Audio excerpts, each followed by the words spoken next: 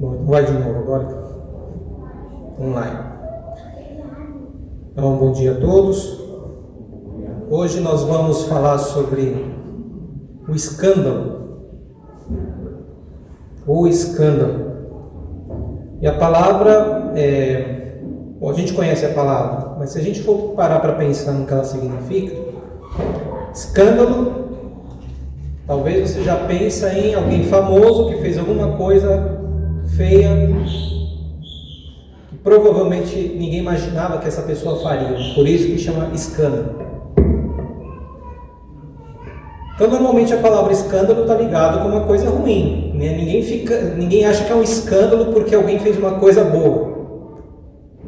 Olha, você ficou sabendo, alguém foi lá e ajudou alguém que estava com dificuldade, ou... Não, o escândalo é quando alguém faz uma coisa ruim. E a ideia do escândalo é que isso é um choque, te causa espanto, porque alguém fez uma coisa ruim. E a gente vai ver aqui nas Escrituras o que a Bíblia fala sobre o Evangelho e o que o Evangelho tem a ver com escândalo. Então vamos começar com uma oração.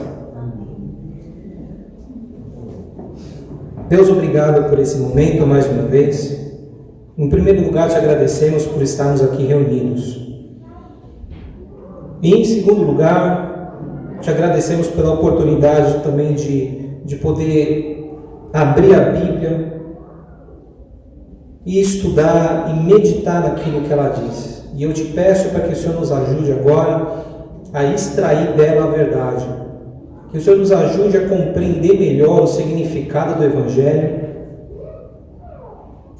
e que isso cause diferença na nossa vida. Eu te peço por isso, em nome de Jesus. Amém. Amém. Escândalo. Talvez seja a última coisa que a gente vai pensar que esteja ligado com o Evangelho. Mas em 1 Coríntios, no capítulo 1, a gente vai ver o que a Bíblia fala. 1 Coríntios, capítulo 1.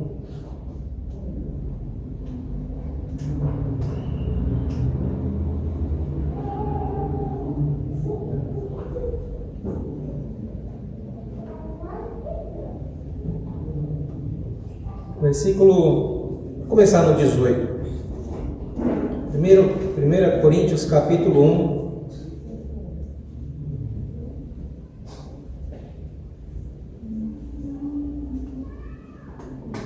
Aqui é uma carta do apóstolo Paulo para uma das igrejas. Quando a gente fala sobre uma das igrejas, não significa que era num certo endereço que tinha uma construção e tinha uma turma que costumava se encontrar ali. Porque não existia esse tipo de divisão naquela época. E não era para ter hoje. Quando a gente fala sobre a igreja, significa que era uma carta que era mandada para todos os cristãos daquele lugar. Não era para a denominação X ou Y, porque isso não existia mesmo. Então a gente fala sobre a igreja de Corinto, significa para todos os cristãos que viviam naquela cidade, chamada Corinto, né, que hoje é na Grécia. Naquele tempo. Não vou falar que naquele tempo já era, porque aí algum geógrafo vai me questionar, né, Giacomo? Talvez Corinto era separado da Grécia, tem umas coisas estranhas lá, né? Pois é. Outros tempos. 1 Coríntios capítulo 1, versículo 18. Então Paulo diz aqui: pois a mensagem da cruz é loucura para os que estão perecendo, mas para nós que estamos sendo salvos, é o poder de Deus. Pois está escrito: destruirei a sabedoria dos sábios e rejeitarei a inteligência dos inteligentes. Onde está o sábio? Onde está o erudito? Onde está o questionador desta era? Acaso não tornou Deus louca a sabedoria deste mundo? Então esse trecho inicial aqui, ele está querendo dizer que como Deus é muito superior ao homem, toda essa conversa conversa de sabedoria, de inteligência, de filosofia é loucura, é coisa de maluco. Para os seres humanos, não. E se a gente volta para aquela época, a gente vai entender que foi da Grécia que saíram os grandes filósofos, que são estudados até hoje. Tem gente que chegou a comparar Jesus com Sócrates, porque Sócrates era muito sábio e ele também morreu por defender a verdade. Ele foi obrigado a tomar veneno. Então tem gente que chega a fazer um paralelo entre os dois. Sócrates, aí vem Platão, Aristóteles, e aí tem gente que, entre aspas, idolatra a filosofia grega. E naquele tempo era algo bem mais fresco do que hoje. Tinha passado alguns anos, alguns séculos, mas não mais de 20. Né? Então, a Grécia foi uma grande civilização, então era uma coisa da elite. Gente estudada achava que a filosofia grega era uma coisa maravilhosa. E aqui, Paulo já começa falando, tudo isso daí é coisa de louco, um monte de baboseira. Continuando, versículo 21. Visto que na sabedoria de Deus, o mundo não o conheceu por meio da sabedoria humana. Agradou a Deus salvar aqueles que creem por meio da loucura da pregação. Os judeus pedem sinais milagrosos e os gregos procuram sabedoria.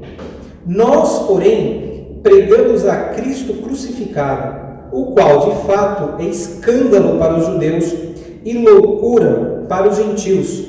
Mas para os que foram chamados, tanto judeus como gregos, Cristo é o poder de Deus e a sabedoria de Deus. Amém. Porque a loucura de Deus é mais sábia que a sabedoria humana, e a fraqueza de Deus é mais forte que a força do homem. Amém. Então ele continua escrevendo e dizendo que ninguém pode conhecer a Deus de verdade tentando e comendo pelas beiradas e pensando, através da minha sabedoria humana, estudando a filosofia, vendo o que um falou, o que o outro ensinou, eu vou chegar à conclusão de que existe esse Deus. Não. O que ele fez? Agradou a Deus salvar aqueles que creem. É uma questão de fé. Não é chegar a uma conclusão lógica, eu estou vendo que realmente esse daqui é o melhor caminho ou esse é o pior caminho. Não. Você tem que ter simplesmente fé, acreditar em alguma coisa que vai além do seu raciocínio humano, por meio da loucura da pregação. Então o Evangelho, ele é uma loucura, mas talvez para os dias de hoje não pareça tanto. Por quê? Talvez quando a gente fala sobre Jesus, você já pensa, talvez naquela imagem do crucifixo, que você está acostumado talvez desde criança. Então você simplesmente pensa numa imagem pendurada numa parede e acabou, é aquilo. Então você está acostumado. É a mesma coisa que ver um poste na rua. Você nem pensa, por que tem? Está lá. Fica lá atrapalhando o caminho quando você está andando na calçada, mas você não se questiona exatamente por que está lá, você nem presta atenção nele direito.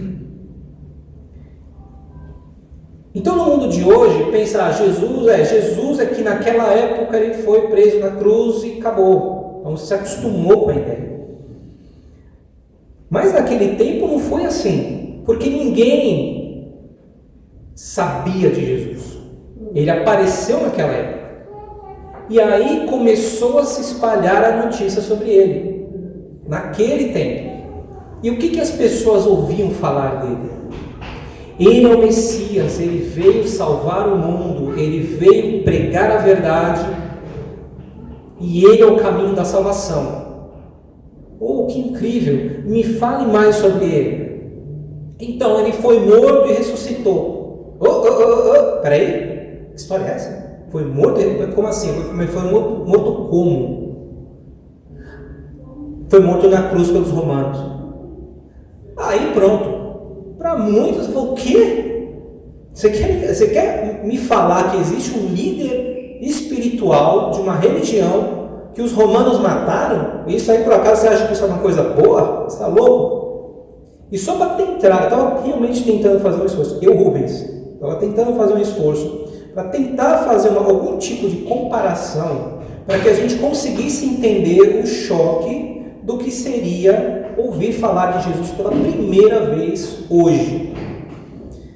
Então eu fiquei imaginando, se eu chego para alguém e falo assim, olha, eu vim apresentar para vocês Jesus. Ah, quem é esse Jesus? Ele é o Messias. Ele foi prometido, estava lá toda o Antigo Testamento falando sobre ele. Ah, tá bom. E aí ele veio, apareceu e fez o quê? Ah, ele ensinou e fez milagres e fez várias coisas. E aí ele morreu por nós. Nossa, mas morreu como? Ele estava numa casa, tinha 2 traficantes lá com ele dentro da casa, a polícia veio e matou. Se a pessoa ouve pela primeira vez e fala, peraí, tinha 3 homens numa casa, 2 são traficantes, e o que está com ele, você me disse que é o Salvador do mundo, e a polícia foi lá e matou os 3, teve um tiroteio e os 3 morreram, e você quer me dizer que os 2 eram traficantes e o terceiro era o santo? Você está louco, é bandido, era 3 traficantes, não eram 2 não. Que palhaçada, você acha que está escrito trouxa na minha testa para você vir com uma história dessa? Que o Salvador do mundo estava junto com 2 traficantes e a polícia matou? E esse é o Salvador? E esse homem é santo? O que ele estava fazendo lá com 2 traficantes? Tá, é uma comparação meio tosca que eu tentei fazer, mas eu espero que vocês tenham pelo menos entendido o que significou realmente a morte de Jesus. Porque ele morreu no meio de 2 ladrões, os 3 crucificados. Exige muita fé acreditar que um homem que os romanos mataram, junto com outros 2 que eram ladrões, que esse terceiro homem, além de ser inocente, era o Salvador do mundo. É loucura. Do ponto de vista humano, loucura. Mas talvez, por a gente viver num mundo onde já se passaram séculos e séculos falando sobre Jesus, a gente acaba acostumando com a ideia. E mesmo como cristãos, a gente acha que... a gente nem para pensar mais. A gente lê essa escritura aqui e passa batido. E aí sim a gente consegue entender a reação. Né? No versículo 22, aqui diz, os judeus pedem sinais milagrosos, e os gregos procuram sabedoria. Ou seja, a ideia dos judeus naquela época era, se houver algum sinal, alguma coisa muito grande acontecer, que muda o mundo, aí sim vai estar o Messias no meio.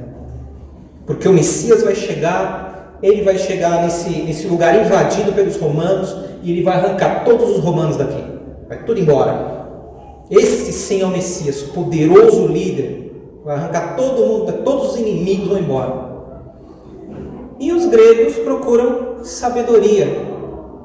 Ah, se você pensar e trazer um monte de ideias e elas se encaixarem, elas tiverem lógica, aí sim eu vou acreditar que esse homem é algum tipo de líder, que é um homem sábio. Versículo 23. Nós, porém, pregamos a Cristo crucificado. A Cristo crucificado. Faz parte do Evangelho você falar sobre como Cristo morreu, sem tentar esconder, sem tentar dar uma floreada na história. Você já joga na frente da pessoa, tá aqui ó, o homem que a gente acredita ser o Salvador do mundo e que faz com que você possa começar uma vida com Deus e mudar de vida e abandonar o pecado. Esse homem foi crucificado, morreu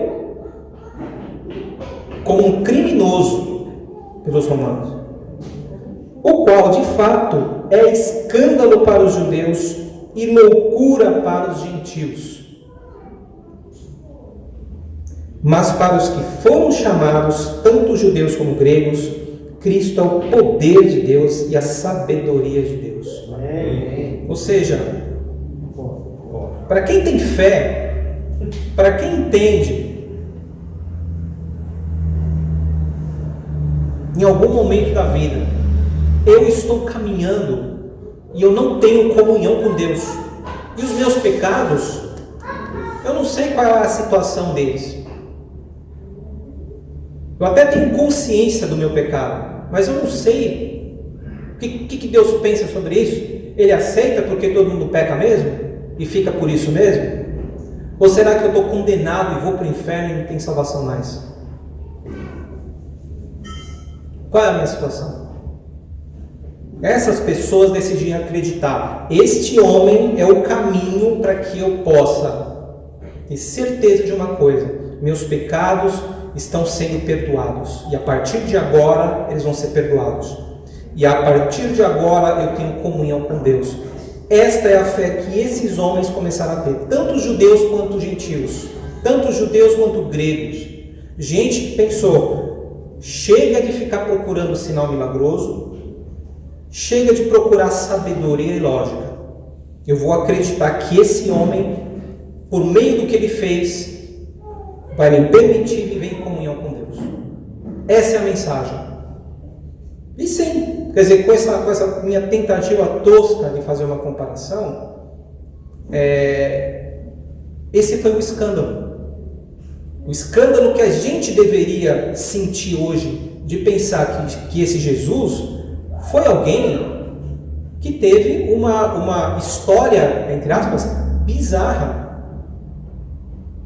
Alguém que, de certa forma, pode ser confundido com um criminoso. E para muitos é o que foi. Eles enxergaram e falaram: que história mais imbecil é essa? Você querer me falar de um homem que morreu crucificado? Não, para. E deram as costas.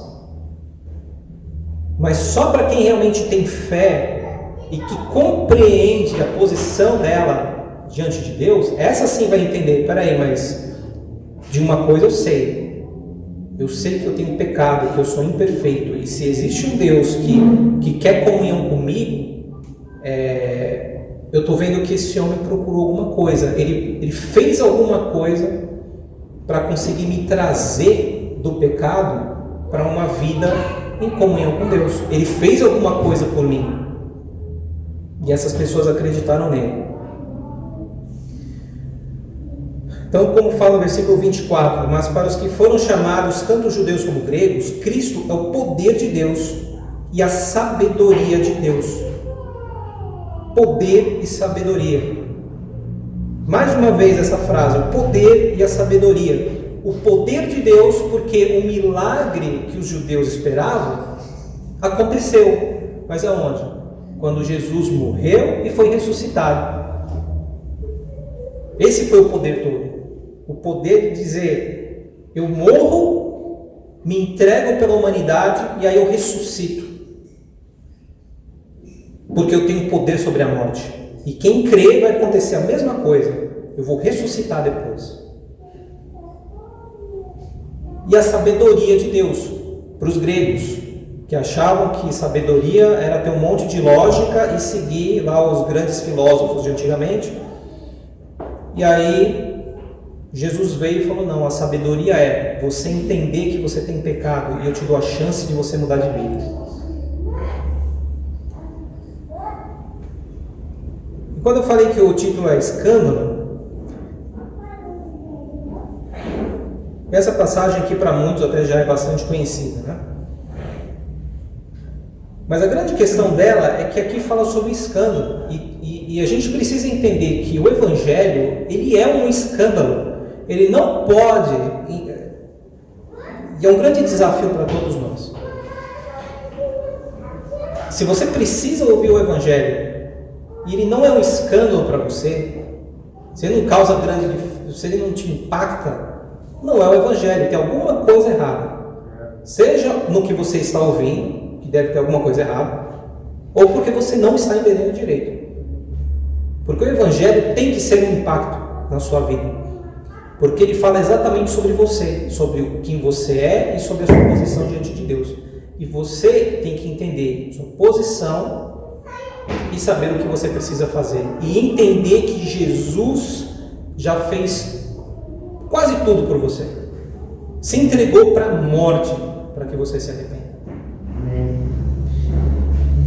Mas tem que ser um escândalo. E para o mundo de hoje, a gente vai ler mais uma ou duas escrituras aqui falando sobre isso. O Evangelho deixou de ser escândalo. Porque na verdade o Evangelho vai sendo esquecido, vai sendo deixado de lado.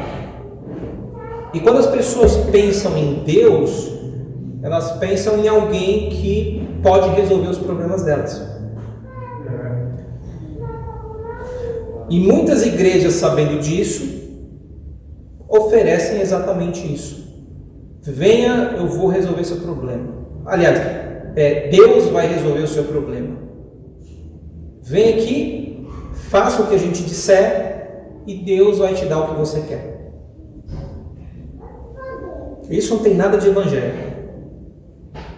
E também não tem nada de escândalo. Então simplesmente as pessoas acreditam, eu vou lá, ou eu começo a viver melhorzinho, tenho algum tipo de moral, ou talvez eu só finjo enquanto eu estiver lá dentro com essas pessoas. Eu vou fingir que eu tenho algum tipo de moral, porque é tipo um teatrinho, então eu vou lá, participo do teatro, faço, depois vou embora e sigo minha vida e faço o que eu quiser. E acabou. E aí me parece que se eu continuar fazendo isso, aí esse Deus aí vai me fazer alguma coisa. E talvez eu tenha que fazer um sacrifíciozinho aqui e ali, alguma coisa para poder justificar e para poder merecer aquilo que eu quero de Deus. Então eu faço alguma coisinha ou outra ali, algum sacrifíciozinho, e aí talvez eu consiga alguma coisa. E não tem nada de evangelho nisso.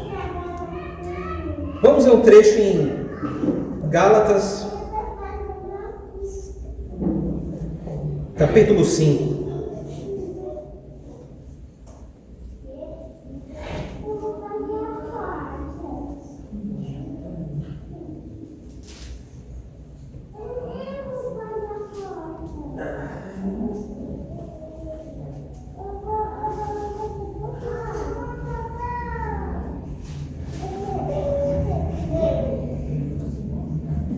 Uma questão de tempo, eu vou cortar alguns trechos, mas leia em casa.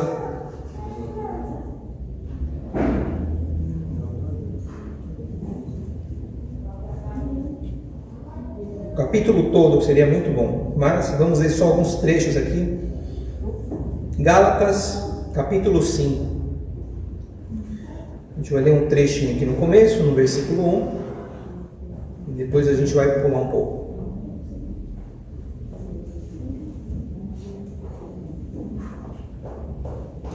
Versículo 1, Gálatas capítulo 5. Outra carta escrita para uma outra igreja, que como eu disse, não é uma igreja placa, e sim para todos os cristãos que estavam em uma certa região. Versículo 1. Foi para a liberdade que Cristo nos libertou.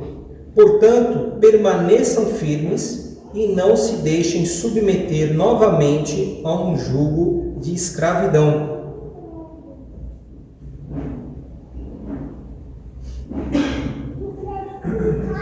Foi para a liberdade que Cristo nos libertou. Fora de contexto, isso aqui é uma maravilha, né? Opa, Cristo me chamou para liberdade, ou seja, eu sou livre, aí eu faço o que eu quiser. Não, muito pelo contrário, inclusive. Só que, nossa, com a minha fraca memória eu consigo me lembrar que eu comentei alguma coisa alguma outra vez aqui, não faz muito tempo.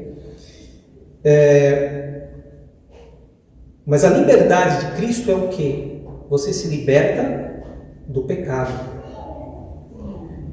Mas não só do pecado, você se liberta também de regras que os homens colocam em cima de você para dizer, se você segue estas regras que nós estamos impondo, aí você pode dizer, estou bem com Deus. E para muitas pessoas é mais fácil seguir as regras. Porque se você está livre significa, eu nem sei para que lado que eu vou. Eu sempre gosto muito da comparação de um cachorro, quando você solta na praia, e tem alguns que eles... Você pensa, o bicho ficou louco, né? Porque é tanto espaço, que aí ele sai correndo, ele dá um pinote para um lado e vira, e sai, vai e volta, o bicho não vai parar mais. Vai ter um infarto, né? E corre para um lado, corre para o outro. Por quê? É a sensação da liberdade. Nem sabe para onde... O importante, eu estou correndo. E aí dá uma guinada do nome, corro para o outro lado. E vai. Por quê? A sensação da liberdade é boa demais. Só que para algumas pessoas a liberdade em Cristo significa ninguém vai ficar me dando ordem o tempo inteiro ou vir com uma lista do que eu tenho que fazer. É difícil. Quer dizer, eu vou ter que, no meu relacionamento com Deus, ter que descobrir com Ele o que eu tenho que fazer na minha vida. Para algumas pessoas isso é um horror. E dá até para entender o porquê. Porque fica muito aberto, é muita liberdade. E algumas pessoas não conseguem lidar com essa liberdade. Então elas têm que ir lá atrás de alguma coisa ou alguém, e essa pessoa vai falar, não, deixa eu tirar essa liberdade sua aqui, porque é muito, você não está aguentando. Deixa eu te prender. Segue aqui, ó. Está aqui o caminho para você. Tá bom, ufa, agora fica mais fácil. Agora alguém está me dizendo para onde que eu vou. Pronto. Só que a Escritura fala, foi para a liberdade que Cristo nos libertou. Primeiro, libertar do pecado, para você não ficar preso às suas próprias vontades e simplesmente querendo fazer o que você gosta. E principalmente quando é ruim. Mas muitas pessoas são escravas de fazer o que é mal. E elas querem continuar fazendo mal, e mesmo quando elas percebem que está errado, elas não conseguem parar. Não conseguem. Precisam de libertação. E essa é a libertação que Cristo dá. Falou, venham para mim e eu vou libertar vocês do pecado. Eu dou a opção para vocês. Eu dou o perdão. Vocês estão perdoados. Começa de novo agora. E comecem livres. E continuando a Escritura, portanto, permaneçam firmes e não se deixem submeter novamente a um jugo de escravidão. Ou seja, não se prendam de novo. Não se entrega para algum homem aí que vai chegar para vocês e falar, vocês têm muita liberdade, então começa a seguir isso daqui. Porque esse negócio de ter liberdade demais está tudo muito aberto. Isso não é muito de Deus, não. E foi exatamente o que aconteceu naquela época. Alguns homens chegavam nas igrejas depois de algum tempo e falavam, olha, o Paulo não explicou direito, não. Está faltando algumas coisas. Não é simplesmente crê em Jesus e muda de vida. Não, vocês têm umas regrinhas aqui para seguir. Versículo 2. Ouçam bem o que eu, Paulo, lhes digo. Caso se deixem circuncidar, Cristo de nada lhes servirá. E aqui ele está falando sobre algo que era parte da lei dos judeus. E era a lei. Então os judeus tinham que seguir aquilo. Só que aí Cristo veio e acabou com essas regras todas. Você vai ser salvo se você crer em mim e viver comigo. Acabou. Não tem mais essa coisa de regra de judeu, regra de gentil. Acabou. Não tem regra. Desde que você faça o bem. Só que essas pessoas chegaram lá e falaram, não, vocês têm que seguir as regras. Só que olha a mensagem de Paulo. Caso se deixem circuncidar, caso vocês resolvam seguir essa regra aí que estão vindo atrás de vocês, para forçar vocês, se vocês forem seguir essa regra, Cristo de nada lhes servirá. Isso é pesado. Ele está falando, Cristo é inútil para vocês. O que Cristo fez é inútil se vocês estão indo atrás de algum tipo de regra. E agora vamos dar um pulo, vamos lá para o versículo 7. Vocês corriam bem. E o que ele quer dizer com isso? Eles ouviram o Evangelho, se arrependeram dos pecados e começaram a viver com Deus. Então aqui, vocês corriam bem. Quem os impediu de continuar obedecendo à verdade? Tal persuasão, que é essa coisa de convencer as pessoas a seguir essas regras, né? Tal persuasão não provém daquele que os chama, que é Jesus. Um pouco de fermento leveda toda a massa. Ou seja, uma regrinha aqui, uma regrinha ali, vai crescendo a massa e vai só piorando. Estou convencido no Senhor de que vocês não pensarão de nenhum outro modo. Aquele que os perturba, seja com quem for, sofrerá a condenação. Irmãos, se ainda estou pregando a circuncisão, por que continuo sendo perseguido? Nesse caso, o escândalo da cruz foi removido. Aqui volta o escândalo. Irmãos, se ainda estou pregando a circuncisão, por que continuo sendo perseguido? O que ele quer questionar é, ele não estava pregando a circuncisão, ele estava pregando o Evangelho. Agora o que ele está questionando é, se eu estivesse pregando isso, por que eu estaria sendo perseguido? Por que estaria judeu, romano, todo mundo atrás de mim? E se você não conhece a história, você pode ler lá em Atos, vários capítulos, tem a história toda, das várias vezes em que Paulo foi preso. E não foi só ele, né? Preso, levou surra, levou chicotada nas costas, um monte de coisa. E ele fala que, se eu estivesse pregando esse tipo de coisa, por que estariam indo atrás de mim? Porque isso aqui são coisas que agradam o povo. É a coisa mais fácil que tem para fazer. Minha vida seria, olha, um mar de rosas. Se eu chegasse nos lugares e falasse assim, olha, siga essa regra. É só isso. Ah, não, isso é tranquilinho. Então tá bom. Dê essas regras pra gente, a gente segue, vai ser uma religião maravilhosa. Aí ele falou, não, neste caso, se eu estivesse fazendo isso, o escândalo da cruz teria sido removido. Então Paulo, ele fez questão de que a cruz fosse um escândalo. E ele sofria por causa disso. Mas ele fazia questão de mostrar claramente para todas as igrejas, o Evangelho é esse, é escândalo. É o escândalo de um homem que foi morto como um criminoso para poder dar a salvação para vocês. É escândalo. Então não creia em nenhum tipo de evangelho que não seja um escândalo. Porque tem que ser. E tem que causar impacto na sua vida a ponto de você talvez desacreditar. Não pode ser por aí não. O que? Um homem morreu como um criminoso? E isso é suficiente? Se eu creio, me arrependo dos pecados, e aí não tem mais nenhuma regra e acabou? É isso?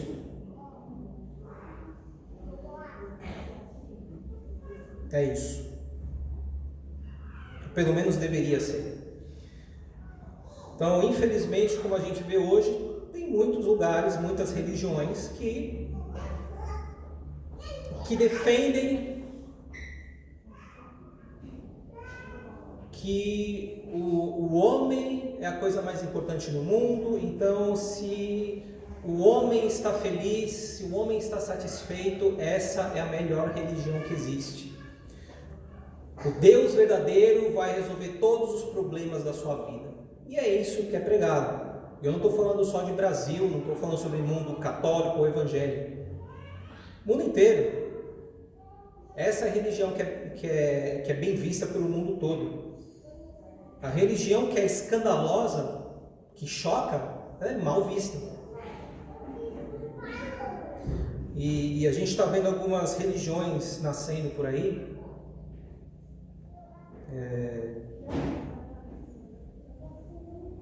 São religiões que não tem nem Deus, né? Mas tem uma ideologia. São várias ideologias por aí. E nós temos que tomar muito cuidado para não nos deixarmos levar por elas. Porque a gente pode pensar que Deus só faz parte de um mundo espiritual e aí na Terra nós simplesmente engolimos certas ideologias. E a gente já começa a acreditar que certas coisas estão corretas porque Deus está no céu, e aí eu entro na igreja e aí tem esse conceito de Deus e essa coisa espiritual. E aí quando eu saio na minha vida terrena, aí eu acredito em qualquer coisa que exista aqui na Terra. Não. Então, eu não quero me estender a respeito disso agora. A gente vai ter, quer dizer, já falei algumas vezes, a gente pode falar outras, mas a gente precisa entender que se a gente quer um escândalo, se a gente quer entrar no meio de escândalos ou discussões a respeito de escândalo, que seja o escândalo do Evangelho. É o único escândalo que a gente deve estar envolvido. Para terminar aqui em 2 Coríntios, no capítulo 6, é exatamente isso. A questão de que tipo de escândalo a gente deve escolher participar. 2 Coríntios, capítulo 6.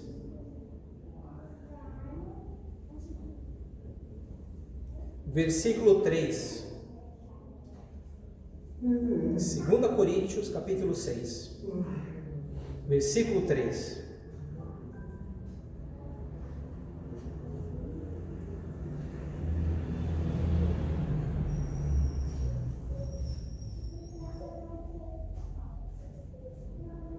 Ele já começa falando: não damos motivo de escândalo a ninguém em circunstância alguma, para que o nosso ministério não caia em descrédito.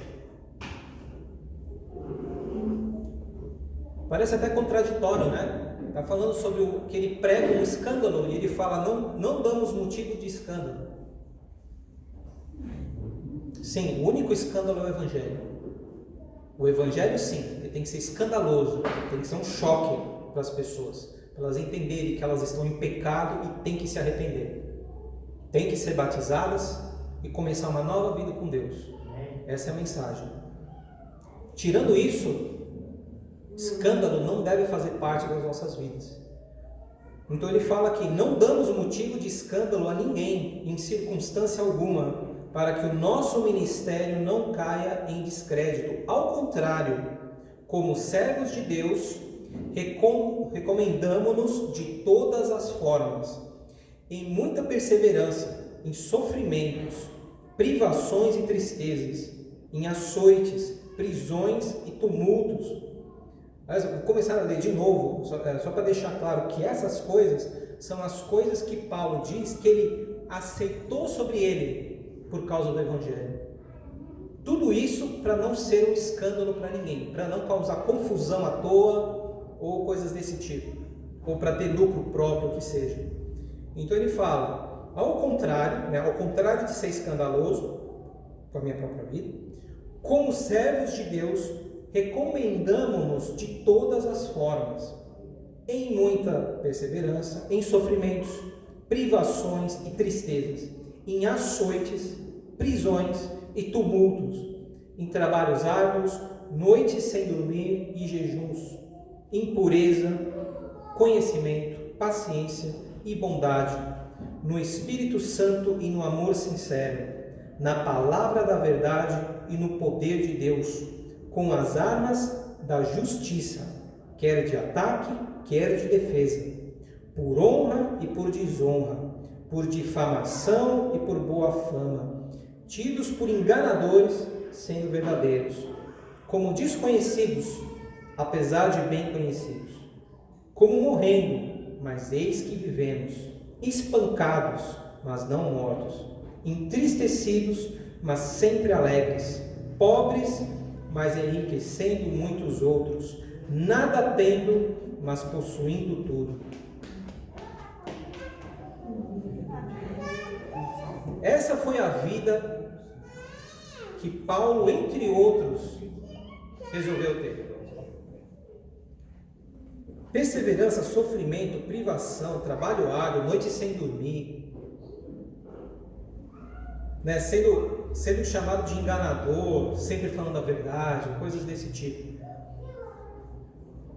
Então, muitas coisas que esses homens passaram em nome de Jesus, por quê? Porque eles estavam defendendo o Evangelho. E nada do que eles fizeram foi para lucro próprio. E hoje a gente pode ver que muitos que se dizem cristãos, o que não significa nada, né? Alguém simplesmente se dizer cristão, chegam ao ponto de usar escrituras, pedaços da Bíblia, trechos da Bíblia, como se aquilo fosse uma blindagem e a partir dali ela faz parte da verdade. Só por isso. Só que envolvidos em escândalos. E aqui fala, no versículo 3, não damos motivo de escândalo a ninguém. E essa é a maneira de viver de um cristão, não dar motivo à toa para o escândalo, porque o escândalo tem que ser o Evangelho. E Paulo aceitou passar por todo esse tipo de sofrimento, várias outras pessoas passaram por tudo isso, sendo apedrejados, sendo xingados, expulsos de cidades, todas essas coisas, porque elas decidiram pregar o Evangelho e serem boas pessoas, abandonar o pecado. E por abandonar o pecado, também causaram escândalo, pelo lado bom pelo menos, né?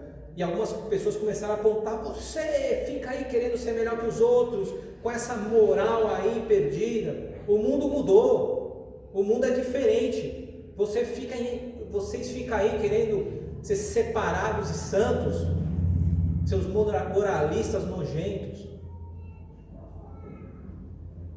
Então são guerras que a gente acaba participando, como cristãos estou falando. São guerras que a gente sofre no dia a dia. Porque nós precisamos sim defender aquilo que é justo, que é puro, o que é correto, de acordo com a palavra de Deus. E nós temos que defender o que é de Deus, mesmo que alguém vai ser contra nós. E foi o que aconteceu com Paulo. Ele pregava o que era verdadeiro e ele sofria, porque as pessoas não concordavam. Tinha gente que amava o pecado e que odiava quem apontasse um erro. E eles sofreram por isso. Sofreram fisicamente por causa disso. E por outro lado, eles podiam simplesmente se corromper e falar, não, vamos mudar a coisa um pouquinho aqui, a gente está cansado de apanhar, vamos mudar um pouquinho as coisas, a gente muda alguns conceitos, a gente começa a ser uma religião mais sossegadinha, mais conforme as outras, vamos fazer algumas coisas que o povo gosta mais, e aí a gente começa a agradar o público. E a coisa fica um pouco mais agradável para a gente. Não, eles não aceitaram isso. Eles preferiram sofrer as consequências, mas pregaram o Evangelho verdadeiro. E essa é a decisão que nós precisamos tomar, é escolher o escândalo que nós vamos ser. Porque eu detesto escândalo. Para quem me conhece aqui, eu sempre estou lá no fundo, preferiria me esconder, preferiria não mostrar minha cara aqui nessa câmera. Detesto aparecer. Mas infelizmente, eu gostando disso ou não, eu estou nesse mundo e eu tenho que entrar no meio de alguns escândalos em algum momento. Mas que seja pelo motivo certo, seja porque eu estou praticando o bem, mas estou sendo escandaloso ao dizer que o Evangelho é este Evangelho, do arrependimento de pecados. E aí os pecados têm que ser mostrados, apontados na Bíblia, falar isso aqui é pecado, você gostando ou não é pecado e isso tem que ser mudado. Se você quer andar com Deus, você tem que aceitar que isso é mal, porque está na Bíblia, está escrito aqui. Se você não tem fé, é outra história, mas se está aqui escrito, você tem que aceitar que é. E isso vai ser escândalo. Ao mesmo tempo, vai ser escândalo dizer, não tem regras para seguir. O Evangelho é simplesmente esse, se arrependa dos seus pecados, mude de vida. Só isso, não tem mais nada, nenhuma regra que eu tenho que incluir para que você aceite, nada mais. Isso também é escândalo. Então vamos terminar com uma oração. Amém.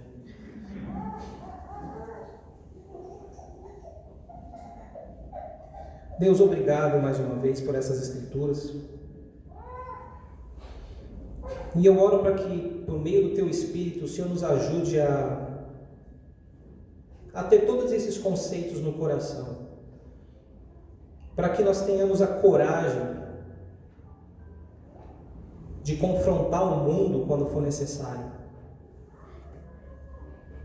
Porque para alguns de nós talvez faça parte da própria natureza serem confrontadores, enquanto para outros a natureza não é essa. Mas o Teu Evangelho é um escândalo para esse mundo. Porque muitos simplesmente amam o pecado e não querem mudar. Mas Jesus Cristo veio para mostrar o pecado e ao mesmo tempo dizer que Ele era a salvação.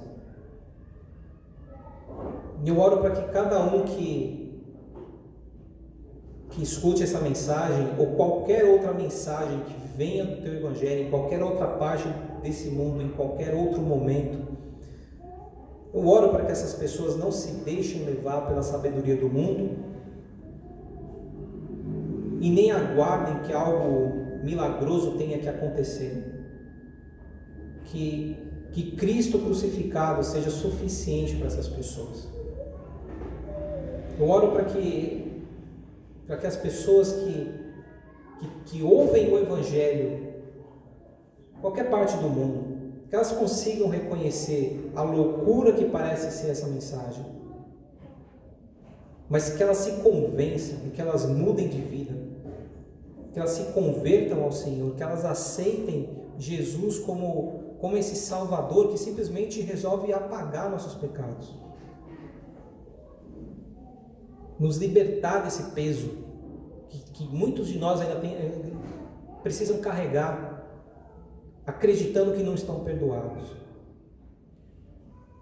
Deus, obrigado por esse plano perfeito, que realmente parece ser loucura, porque o Senhor realmente perdoa os pecados. O Senhor está disposto a simplesmente esquecer qualquer coisa que tenhamos feito, para que nós possamos viver em paz, a paz verdadeira de Cristo. Deus, por favor, nos ajuda a ter essa compreensão do Evangelho e também poder mostrar esse Evangelho dessa forma, para que seja um escândalo da forma correta.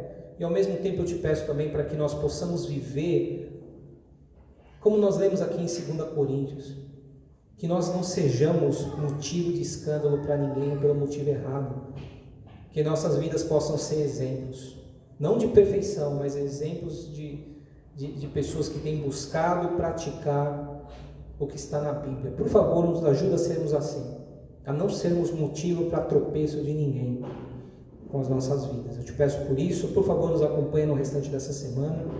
Obrigado mais uma vez por esse momento, eu agradeço em nome de Jesus, amém.